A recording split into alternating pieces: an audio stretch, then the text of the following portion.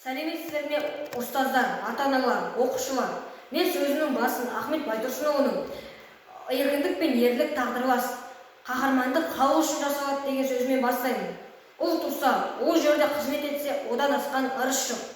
1941-45 жылы Польша жеріндегі шайқаста қаза болған Қалимолда Мұқышевтің ұрпақтары туған жеріне, Польша жерінде жерленген сүйегін қайта келіп жерлеуі ұрпақтар алдында адамгершілік, парыз деген ұстанымның мағынасын еселей түседі.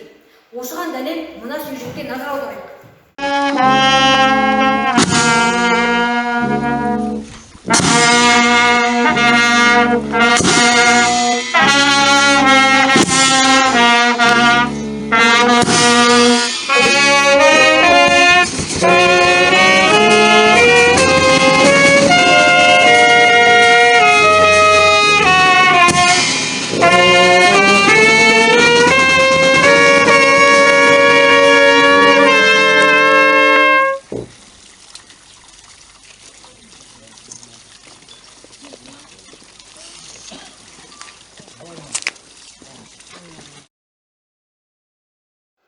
Бұл аудан тарихында тұңғыш рет болған ұрпаққа үлгі, ұрпақ жадында есте қалатын оқиға болғаны шындық. Туған жердің бір уыс топырағы бұйырсын деген аталы сөздің түп төркініне назар аударайық.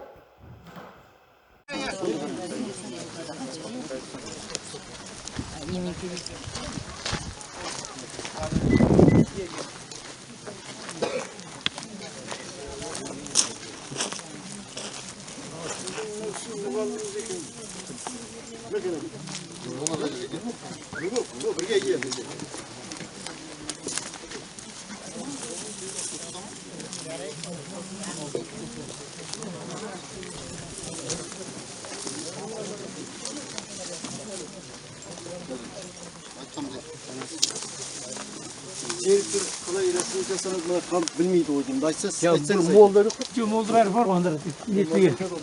Молда айтады.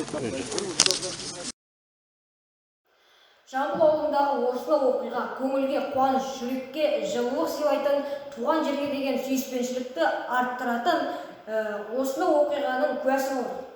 Есті ұрпақтың есінде қалатын осынау оқиға біздің де, сіздің де есіңізде қалсын деп хабарымды аяқтаймын.